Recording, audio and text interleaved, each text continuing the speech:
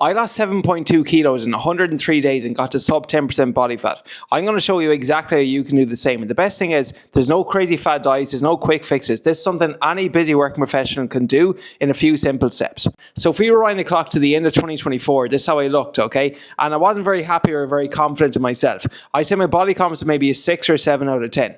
Now, if you're watching this video, that could be your after photo. That could be something you actually want to be. But again, everyone has different standards. And for me, I set myself quite a high standard in my fitness. And because I'm showing up on camera every single week, I remember 1 or 2 videos I was recording, I was like, God, you know, I have a bit of a belly there, Ado, and I wasn't hiding away from that. So I just knew that I needed to make a change. So I always say a goal is a dream with a deadline. So I set myself 2 goals. First of all, I wanted to get in good shape for a photo shoot, which is 100 days away. Secondly is that I was going to be on live TV a few days later, and I also want to look my best for that. So because I had a big goal, I just need to reverse engineer and focus on, okay, what do I need to do to get from where I am now to where I want to be? So before I tell you what I did, here are 5 things I didn't do, which I might have done in the past. The first thing is I did not do intermittent fasting, okay? This is very, very popular nowadays, and honestly, I'm not the biggest fan of it. I would have trained fast myself in the past, and what I found was that as a result of not eating much in the early part of the day, I was actually overeating at night. And I have so many consultation calls of people who say that, you know, I do intermittent fasting, and they think there's something magical about only eating your calories within an 8-hour window. If you still overeat your calories in an 8-hour window, you're not going to lose body fat. And what I found for myself was when I ate more in the morning and a bigger breakfast, I actually didn't overeat in the evening because those cravings were no longer there. So again, intermittent fasting is a tool. If you're very, very structured and organized, it can work for you. But personally for me and for business owners, because it is a stressor at the end of the day, I'm actually not the biggest fan. Now, the second thing I didn't do was remove carbohydrates. In the past, I would not eat white potatoes, which my mum would have cooked for me, okay? If you're watching this video, Mum, I am sorry. I used to think that white potatoes would make you fat, okay? And that carbohydrates would make you fat. But then what I realized that when I cut my carbs very, very low, what suffers? What do carbohydrates do? They give your body energy. And as a result of this, my workouts absolutely sucked. I actually dreaded them. So I did not cut carbs this time, okay? I actually included carbs and ate them every single day. Which brings on to my third point, and that is I did not just do cardio, okay? I used to be skinny fat where I had too much belly fat, but I had very, very skinny arms. And that's because I was doing way too much cardio and not enough lifting weights. So this time I knew that I wanted to actually lose body fat while maintaining muscle mass, which is why I incorporated the right kind of training. And speaking of training, number 4 is something that's really been a game changer for me, not only for my physique, but also my mental health, and that is I have not drank alcohol in over a year. Now, if you're watching this video, I'm not saying you got to cut or remove alcohol, but just what I found was my life is much better without it.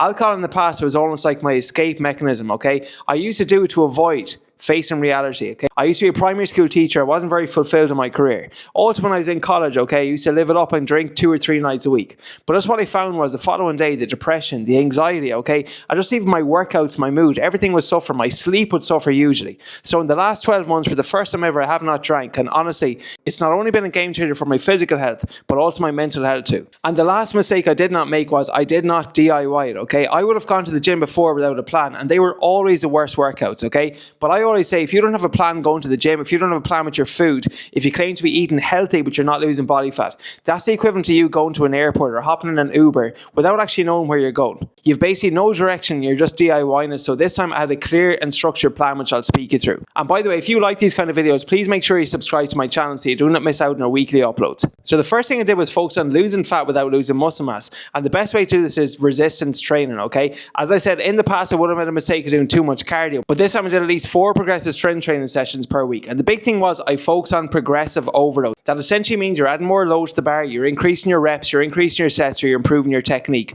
But week on week or month on month or training block and training block, you're focusing on continuously making progress. And making progress is easier when you focus on number 2, and that is base your workouts around the compound lifts. Okay? Again, in the past I made the mistake of just going to the gym, doing bench press, tricep push down, did a lot of core work. Okay? They're just isolation exercises. Compound means more than one, which means that you work more than one muscle group when you do compound lifts. So I focus on some of the 8 fundamental movements. These include an upper body push, an upper body pull, a squat, a hinge variation, and some core and carry work too. Now, I did focus on doing some isolation accessory exercise, but utilizing pillar number 3, and that is use a combination of free weights and also machines. In the past, I was so anti-machines, okay? I come from an athletic background, I played GA for over 20 years, and I already thought machines were a waste of time, they're just for bodybuilders. But realistically, okay, when it comes to muscle growth, your body doesn't really know a difference between, okay, the resistance actually doing something like a cable tricep pushdown or an overhead dumbbell tricep extension, okay? At the end of the day, your body will only respond to tension when it comes to building muscle. So So personally now I like to use a combination of free weights but also machines too, because they help you get the best of both worlds. The aesthetics along with the compounded strength of doing some barbell work, some dumbbell work, some machine work and also some cable work. And you might think, hey, that sounds like a lot of volume, but number 4 made it easier for me. That is, I use metabolic supersets. So for example, today I did an upper body push workout, but I use metabolic supersets where I essentially paired opposite muscle groups together. So that's going to be something like an upper body push with an upper body pull. An example would be an incline dumbbell bench press with a seated cable row, a seated shoulder press with something like a chin up, okay? When you pair opposite muscle groups together, essentially one is working while the other is resting. It's a really good way to get double the amount of volume in just half the time. And I know for a lot of the busy working professionals that we coach, okay, they want to be in and out of the gym in less than 60 minutes. So we use metabolic supersets, which works really well. And by the way, if you want to see a workout plan with metabolic supersets included, I'll post a link below to our total body training program with all exercises, reps and sets all laid out for you. Now, I used to think the job was done after the hour in the gym, but pillar number 5 has been an absolute game changer for me, and that is walking more. Walking is one of the most underrated tools when it comes to losing body fat. Now, how many steps you walk is going to be completely independent on your schedule. Well, I would say a minimum 6,000 steps a day is just being a human, okay? 8 to 10,000 and you're definitely in like the green zone, and then I'd say anything over 10k and you're really in the optimal zone. So for me, I walked at least 10,000 steps a day, and as a business owner, okay, and I work off my phone quite a bit, what I would actually do is I would pair my morning walk or pair an activity with some work that I need to do. So for example, if I need to come up with content ideas for a YouTube video like this, I will schedule that on my calendar, okay? So for my morning walk, I know that, okay, for this morning walk, I'm going to focus on content ideas for a YouTube video. On tomorrow's morning walk, I'm going to focus on maybe replying to emails or taking calls, whatever it could be, okay? When you pair something you know you need to do with something you have to do, okay? It's a good way of getting the best out of both worlds. But with all that being said, number 6 is still something that's important, that is doing cardio. So for me, it was running. For you, it could be something like the rower or the bike. But I do believe that if you want to get the best of both worlds, most of our clients who want to look fit, be nice and athletic, and you have to do some form of cardio, okay? It is not essential for fat loss, but if you actually care about your health and longevity, the amount of muscle mass you have and also your VO2 max, which is your max heart rate, are the two things that are going to predict how long you're going to live. So personally for me, I like to run, I like to lift, so I was balancing both. On some days I just ran, on other days I just lifted, and some days I combine both. But I do recommend you do not get oil for exercise from one form of activity, which is why for me, I like to run and I like to lift. However, if we're being real here, all the exercise in the world does not matter if pillar number 7, the nutrition is not on point. The first thing was I optimized the nutrition trifecta of calories, macros and micros. Calories in, calories out will determine what the scale says. The macronutrients of protein, carbohydrates and fats, they're going to determine how you look, and the micronutrients are going to determine how you feel.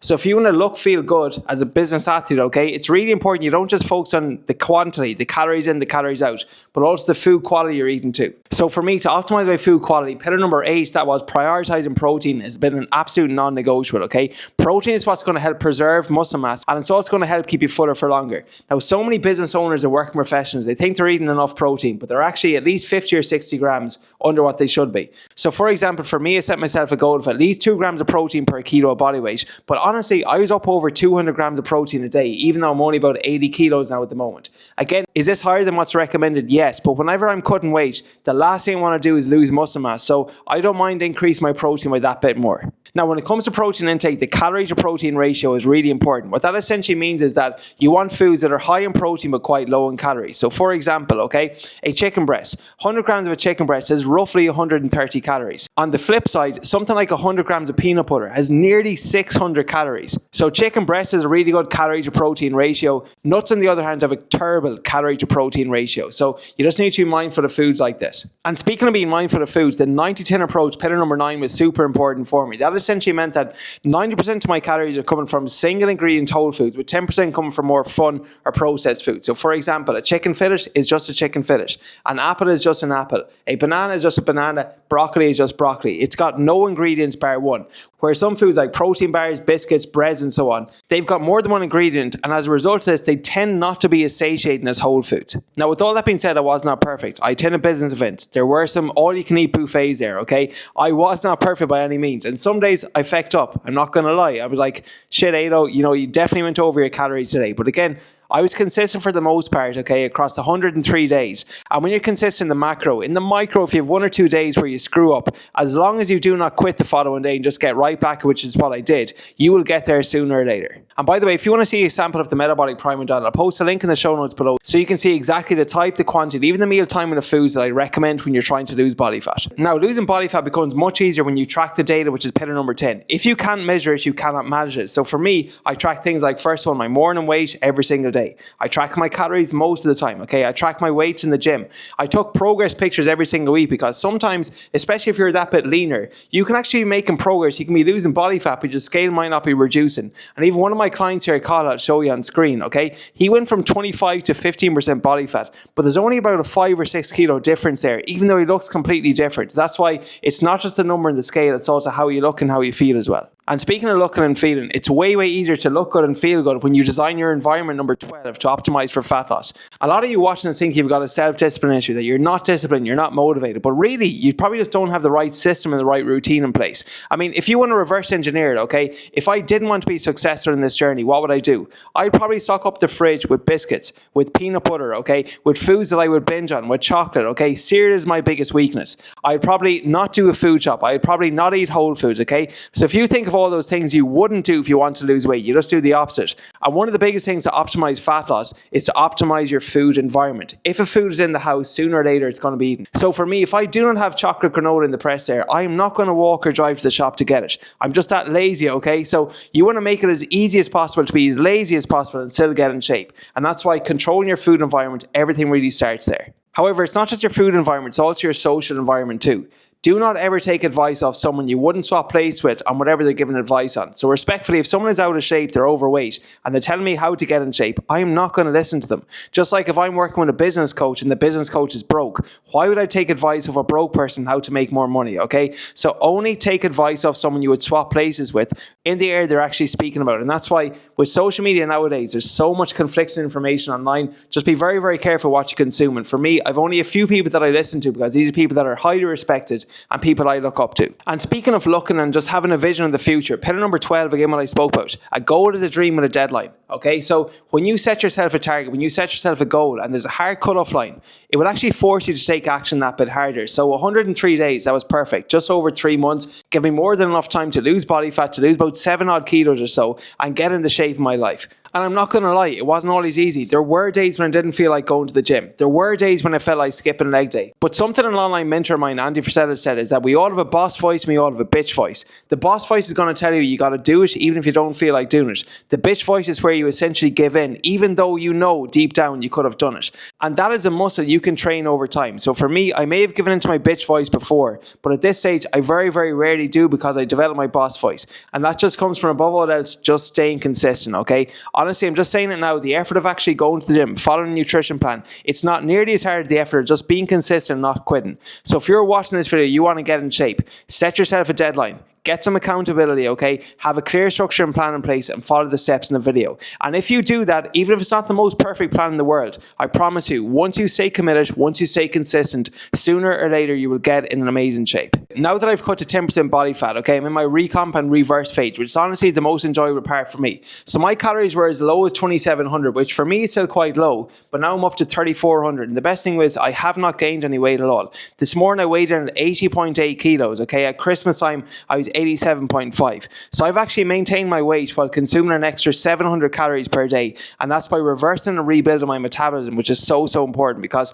the reality is a lot of people who watch this video, you probably haven't struggled losing weight before. Your biggest challenge is like you've been keeping it off long term. And that's why you have to have a plan in place for the aftermath to make sure you make it stick. Now that is something we specialize in Mac Lifestyle Fitness. We've coached over 800 clients to date, living across 5 different continents. So if you are a career-driven professional over the age of 30, you're looking to get in shape, get a bit fitter, get a bit leaner without coming into a jacked up bodybuilder or anything like this, and you want a customized plan based on your lifestyle and your schedule, click the link in the bio below to fill out a short application form. You can book a call with me and we can see if you might be a good fit. But that is all for this week's video. If you like content like this, please make sure you subscribe and we'll see you in the next one. Peace.